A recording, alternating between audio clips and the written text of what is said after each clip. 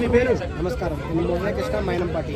అన్న, కవిత గారు కొత్త పార్టీ పెట్టబోతున్నారని వస్తుంది. ఏంది ఎట్లా వస్తారు మీరు? అది వాస్తవమేనండి. వాస్తవంగా తెలంగాణ సంస్కృతిని ఈ యొక్క సంఘటన ప్రతిబింబిస్తున్నది.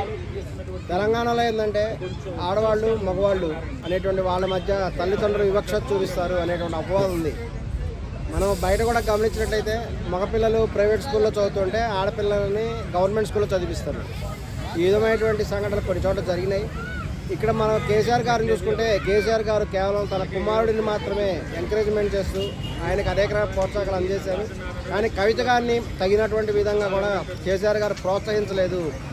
ఆమె అనుకున్నటువంటి ఈ యొక్క ప్రజా సమస్యల మీద కేసీఆర్ గారు స్పందించలేదు అనేటువంటి అపవాదం ఉంది. ఇది వాస్తవమే. వాస్తవానికి కవిత గారు ఎప్పటి నుంచో కూడా ఈ యొక్క తెలంగాణ ఉద్యమ పోరాటం నుంచి కూడా ఉన్నారు. కేసీఆర్ గారి తర్వాత తాను వారసురాలు అవుతాను అనేటువంటి భావన మొదటి నుంచి ఉంది. కానీ ఈ యొక్క కేటీఆర్ గారు అబ్రాడ్లో ఉండి ఉద్యోగం చేసుకుంటున్న ఆయన తీసుకొచ్చేసి మళ్ళీ రాజకీయాల్లో ప్రవేశపెట్టి ఆయనకి ఎటువంటి రాజకీయ అనుభవం లేదు. కవిత గారికి ఎక్స్పీరియన్స్ ఉంది, ఉద్యమ పోరాటం చేసింది ఆయన. కేసీఆర్ గారు వారసురాలుగా కవిత గారు ఉంటారు అనుకుంటే ఒక రాణి రుద్రమదేవిని ఆదర్శంగా తీసుకున్నటువంటి కవిత గారు తాను తప్పనిసరిగా తెలంగాణ పరిపాలించాలనేటువంటి కోరిక మొదటి నుంచి ఉంది ఆమెకి. ఆ సందర్భంలో కూడా కేసీఆర్ గారు చెప్పారు, ఎప్పుడైతే తెలంగాణ వస్తుందో ఈ యొక్క టీఆర్ఎస్ పార్టీని కాంగ్రెస్లో కలిపేస్తాను, తద్వారా మనం పరిపాలన చేద్దాం ప్రతిపాదించడం జరిగింది. ఆ సమయంలో కవిత గారికి సోనియా గాంధీ మరియు ప్రియాంక గాంధీ వీళ్ళందరి మధ్య ఒక గుడ్ రిలేషన్ అనేటువంటిది కూడా ఏర్పడింది. కవిత గారు కూడా మొదటి నుంచి కూడా కాంగ్రెస్ పార్టీలో చేరాలి అనే ఉద్దేశంతో కూడా ఉన్నారు. కానీ తెలంగాణ వచ్చిన తర్వాత కేసీఆర్ గారు మాట తప్పారు. ఆయన తన పార్టీని ఈ యొక్క కాంగ్రెస్ పార్టీలో కల్పించలేదు.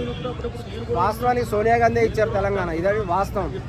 ఈ విధంగా కవిత గారికి కూడా సోనియా గాంధీ గారి మీద కాంగ్రెస్ పార్టీ మీద మొదటి నుంచి కూడా అభిమానం ఉంది.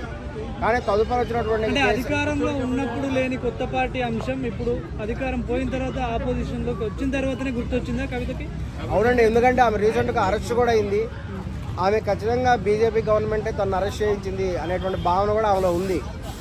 ఎందుకంటే ఈ యొక్క ఢిల్లీలో ఈ యొక్క ఆప్ పార్టీ ఉంది, ఆమ్ ఆద్మీ పార్టీ వాళ్ళతో సంబంధించినటువంటి విధానంలో పాల్గొన్నది కాబట్టి ఈమెకు 33.3 కోట్లు ముట్టినాయి అనేటువంటి వాస్తవానికి అకౌంట్లో కూడా అమౌంట్ ఉంది ఇప్పుడు కూడా. తద్వారా ఈ యొక్క కవిత గారి పిఏ అకౌంట్లో అమౌంట్ ఉంది. ఆ యొక్క పిఏకు 1 crore రూపీస్ కమిషన్కి ఇచ్చారు. ఇదంతా కూడా బహిరంగంగా ఉంది, సాక్ష్యాలతో సహా ఉంది. కాబట్టి ఆమె తప్పించుకోవడానికి అవకాశం చాలా తక్కువ ఉంది. ఈమె అరెస్ట్ అయిన తర్వాత ఆమెను విడుదల చేయడానికి తగిన విధంగా కృషి చేయలేదు అనేటువంటి ఒక నిస్పృహ ఆమెలో ఉంది. అంతేకాకుండా కేసీఆర్ గారు వెళ్ళిపోయి ఈ యొక్క భారతీయ జనతా పార్టీలో ఈ యొక్క టీఆర్ఎస్ పార్టీని కలపడానికి ప్రయత్నం చేశారు. ఆ సమయంలో ఆమెకు చెప్తే ఆమె దానికి ఒప్పుకోలేదు. ఎందుకంటే వాస్తవానికి కేసీఆర్ గారు అత్యంత సీనియర్ రాజకీయవేత్త, ఆయనకు అన్ని కూడా విషయాలు తెలుసు. మన దేశంలో ఏదైనా పార్టీ మనుగడ సాధించాలంటే ఖచ్చితంగా కూడా జాతీయ పార్టీ సపోర్ట్ ఉంటేనే సాధించగలం. ఇక టీఆర్ఎస్, తెలుగుదేశము, ఇక డిఎంకే ఇటువంటివన్నీ కూడా స్థానిక పార్టీలు.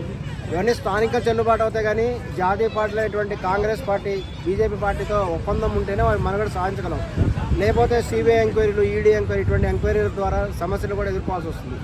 ఈ విషయం బాగా తెలిసినటువంటి కేసీఆర్ గారు వెంటనే కూడా ఢిల్లీకి వెళ్ళి మోడీ గారితో మాట్లాడడం జరిగింది. ఆ సందర్భంలో ఆయన ఖచ్చితంగా కూడా తన తర్వాత కేటీఆర్కే వారసుడికి ఇవ్వాలని కూడా మోదీకి చెప్పారు. ఈ విషయం స్వయంగా మోడీ గారు చెప్పడం జరిగింది మరొక సభలో.